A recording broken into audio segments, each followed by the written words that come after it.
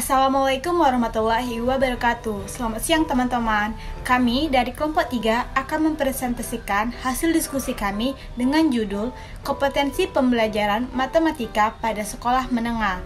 Nah, sebelum itu saya akan memperkenalkan anggota-anggota dari kelompok 3. Yang pertama, Lulus Sulistian. Yang kedua, Juliarti Sri Astuti. Yang ketiga, Karisma Rizky Dwi Putri. Yang keempat, Cindy Agustina. Yang kelima yaitu Dani Astronoviansyah. Selanjutnya, saya dan rekan-rekan saya akan menjelaskan mengenai materi pada pembelajaran siang hari ini. Nah, untuk materi yang pertama akan dijelaskan oleh saya sendiri. Saya Lulus Sulistian dengan NIM 2003020011. Di sini saya akan menjelaskan mengenai pengertian SKL dan pengertian kompetensi inti. Definisi kompetensi pembelajaran matematika. Kompetensi pembelajaran matematika adalah kemampuan yang ada pada peserta didik setelah mengikuti kegiatan belajar untuk menunjukkan dan mengaplikasikan keterampilannya tersebut untuk menghadapi permasalahan dalam permasalahan matematika maupun dalam kehidupan nyata, atau merupakan kemampuan matematika untuk menggali pengetahuan dalam matematik, menyusun konjektur, berpikir secara logis, dan menyelesaikan masalah yang tidak rutin, serta mampu berkomunikasi dan membuat koneksi serta representasi dari topik dalam matematika maupun ilmu pengetahuan. Kompetensi pembelajaran matematika terbagi menjadi 4. Yang pertama yaitu SKL, yang kedua KI, yang ketiga KD, dan yang keempat adalah indikator pencapaian kompetensi. SKL. Menurut Peraturan Menteri Pendidikan dan Kebudayaan Nomor 20 Tahun 2016, standar kompetensi lulusan atau SKL adalah kriteria mengetahui kualifikasi kemampuan lulusan yang mencakup sikap, pengetahuan, dan keterampilan.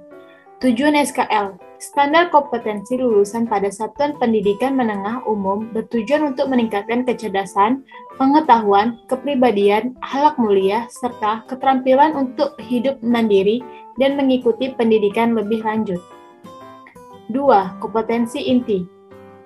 Kompetensi inti adalah kompetensi utama yang diuraikan ke dalam beberapa aspek, yaitu aspek sikap, pengetahuan, dan keterampilan, dan harus dipelajari oleh peserta didik di setiap jenjang dan mata pelajaran. Menurut Permendikbud Nomor 24 Tahun 2016, kompetensi inti pada kurikulum 2013 adalah kemampuan untuk mencapai standar kompetensi lulusan yang harus dimiliki peserta didik setiap tingkat kelas. Menurut Permendikbud Nomor 24 Tahun 2016, kompetensi inti harus mencakup 4 dimensi, yaitu yang pertama, kompetensi inti sikap spiritual atau KI1. Yang kedua, kompetensi inti sikap sosial atau KI2. 3. Kompetensi inti pengetahuan KI3.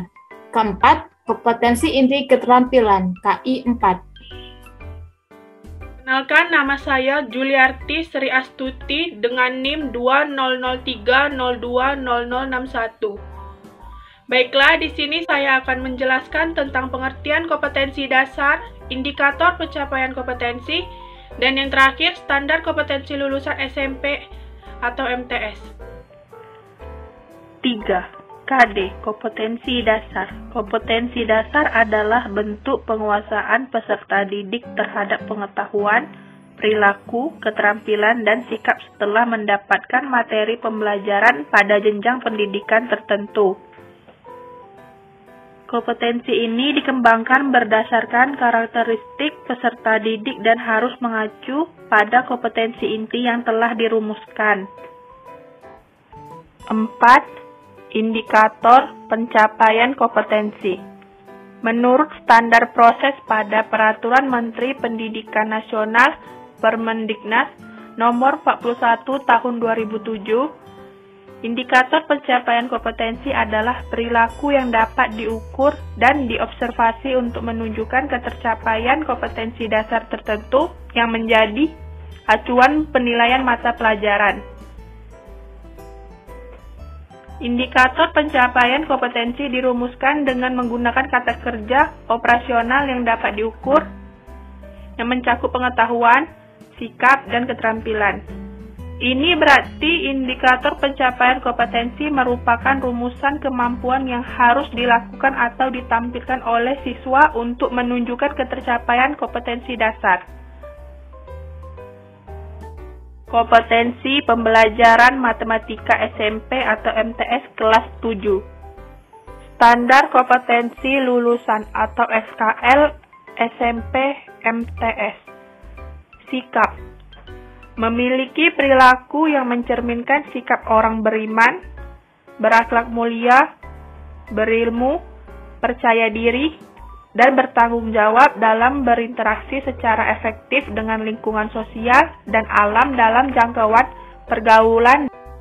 Assalamualaikum warahmatullahi wabarakatuh. Perkenalkan, nama saya Karisma Rizky Dwi Putri dengan NIM 20030200028. Di sini saya akan melanjutkan pembahasan materi tentang standar kompetensi lulusan atau SKL SMP atau MTS yang mana tadi telah dijelaskan oleh Juliarti Sri Astuti.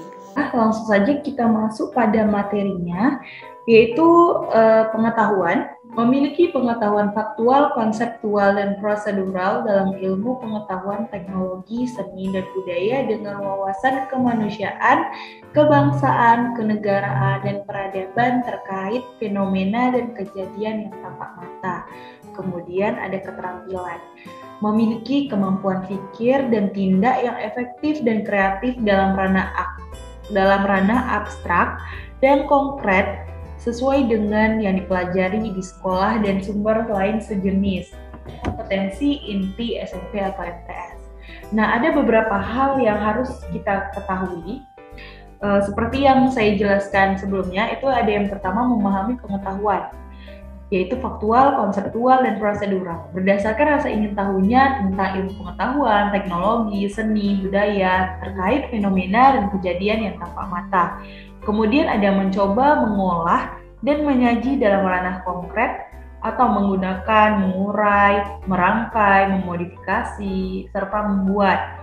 Dan juga ada ranah abstrak seperti menulis, membaca, menghitung, menggambar, dan mengarang sesuai dengan yang dipelajari di sekolah dan sumber lain yang sama dalam sudut pandang atau teori. Kompetensi dasar. Sebelumnya kita harus tahu dulu apa kompetensi dasar tersebut. Kompetensi dasar itu adalah bentuk penguasaan peserta didik terhadap pengetahuan, perilaku, keterampilan, dan sikap setelah mendapatkan materi pembelajaran pada jenjang pendidikan tertentu. Kompetensi ini dikembangkan berdasarkan karakteristik peserta didik dan harus mengacu pada kompetensi inti yang telah dirumuskan. Nah, tujuannya itu mengacu pada aspek yang hendak dicapai di dalamnya. Yang pertama, meningkatkan pengetahuan di bidang kognitif. Yang kedua, mengasah bakat, minat, serta kemampuan. Yang ketiga, mengajarkan norma-norma untuk mempraktikkan segala tugas yang menjadi tanggung jawabnya. Kemudian yang keempat, memperbaiki sikap individu. Nah, dari beberapa tujuan yang telah saya jelaskan di atas, terlihat jelas bahwa tujuan kompetensi ini tidak hanya sebatas memahamkan peserta didik pada suatu materi. Lebih dari itu, bagaimana mereka bisa mengimplementasikan itu di kehidupan mereka sehari-hari secara mahir serta tanggung jawab. Nah, apa sih fungsi kompetensi dasar tersebut? Fungsi kompetensi dasar ini pun mengacu acuan atau rujukan guru dalam menyusun indikator kompetensi pada pembelajaran kelas. Dengan demikian akan tercapai tujuan pembelajarannya. Nah, bisa kita lihat pada slide ini. Ini adalah contoh dari kompetensi dasar. Yang pertama ada menjelaskan dan menentukan urutan pada bilangan bulat dan pecahan, menjelaskan dan melakukan operasi hitung bilangan bulat dan pecahan dengan memanfaatkan berbagai sifat operasi. Terus ada juga menyelesaikan masalah yang berkaitan dengan urutan beberapa bilangan bulat dan pecahan, kemudian menyelesaikan masalah yang berkaitan dengan operasi hitung bilangan bulat dan pecahan. Nah, dengan adanya kompetensi dasar ini pun maka pembelajaran atau materi pembelajaran akan dilakukan secara berurutan dan jelas apa saja yang harus kita pelajari gitu. Namanya indikator pencapaian kompetensi. Nah, indikator itu merupakan tanda yang menunjukkan bahwa tingkat capaian kompetensi dasar bisa mengubah perilaku peserta didik yang dinilai dengan sikap, pengetahuan, serta keterampilannya. Nah, mungkin teman-teman sudah tidak asing lagi dengan istilah indikator ini karena pengembangannya bisa dilakukan sampai pada tingkat satuan pendidikan. Adapun komponen-komponen yang harus kita perhatikan saat menyusun indikator itu adalah penjabaran indikator yang harus mengacu pada KD. Nah, bisa kita lihat pada slide sekarang ini. Yang pertama menjelaskan urutan pada bilangan bulat dan pecahan. Nah, seperti contoh kompetensi dasar tadi ada gitu. Jadi jelas. Berarti contoh indikator ini berdasarkan kompetensi dasar sebelumnya gitu kan. Kemudian ada rumusan indikator yang harus memuat kata kerja operasional yang bisa diukur dan diamati. Nah, seperti kayak menjelaskan urutan pada bilangan bulat dan pecahan, mengurutkan bilangan negatif, bilangan positif, bilangan bulat, bilangan pecahan, bilangan asli, dan bilangan caca, menentukan suatu pola sebuah bilangan, menyebutkan sifat-sifat operasi bilangan bulat dan pecahan, menjelaskan berbagai sifat operasi hitung yang melibatkan bilangan bulat dan pecahan, menentukan hasil operasi hitung bilangan bulat dan bilangan pecahan dengan memanfaatkan berbagai sifat operasi. Halo semuanya, perkenalkan nama saya Cindy Agustina. Saya perwakilan dari kelompok 3 dengan NIM 2003020041 yang akan membahas materi yaitu tentang kompetensi pembelajaran SMA atau SMK kelas 10. Yuk kita lihat sama-sama. Indikator pencapaian kompetensi. Seperti yang kawan-kawan saya tadi jelaskan bahwa indikator pencapaian kompetensi adalah penjabaran dari kompetensi dasar, yaitu berupa perilaku yang dapat diukur atau diobservasi untuk melihat ketercapaian dari kompetensi dasar yang menjadi acuan penilaian suatu mata pelajaran. Nah, oleh karena itulah ini dijadikan untuk mengukur seberapa jauh sih pemahaman anak SMP itu terhadap dengan mata pelajaran. Nah, berikut ini yang disajikan merupakan contoh dari indikator pencapaian kompetensi. Yang pertama itu ada 4.1.1 yang berbunyi menyelesaikan masalah yang berkaitan dengan urutan beberapa bilangan bulat dan pecahan. Ada pecahan biasa, campuran, dan desimal, dan persen. Nah, yang kedua ada 4.2.1 yaitu menyelesaikan masalah yang berkaitan dengan operasi hitung bilangan bulat dan pecahan. Nah, dua ini merupakan contoh dari indikator pencapaian kompetensi itu sendiri. Jadi, teman-teman juga bisa lihat contoh indikator pencapaian kompetensi lainnya yang lebih banyak bisa di Google, RPS Guru, dan lain-lain. Kompetensi pembelajaran matematika dalam SMA atau SMK kelas 10. Nah, apa saja sih kompetensi pembelajaran dalam SMA atau SMK kelas 10 ini? Yuk kita bahas. Nah, selanjutnya kita masuk nih ke standar kompetensi kelulusan yang biasa kita sebut dengan SKL. Nah, kita memperhatikan dulu pengertian dari SKL itu sendiri apa sih? Menurut Peraturan Menteri Pendidikan dan Kebudayaan Nomor 20 Tahun 2016 tentang Standar Kompetensi Lulusan atau SKL adalah kriteria mengenai kualifikasi kemampuan lulusan yang mencangkup sikap, pengetahuan, dan keterampilan. Itulah mengapa setiap melakukan pembelajaran, seorang guru harus mengacu pada standar tersebut untuk mencapai tujuan dari pembelajaran tersebut. Nah, apa aja sih yang termasuk dari contoh-contoh standar kelulusan ini? Yuk kita bahas sama-sama. Yang pertama itu ada siswa mampu memahami pernyataan dalam matematika dan ingkarannya, menentukan nilai kebenaran pernyataan majemuk, serta menggunakan prinsip logika matematika dalam pemecahan masalah.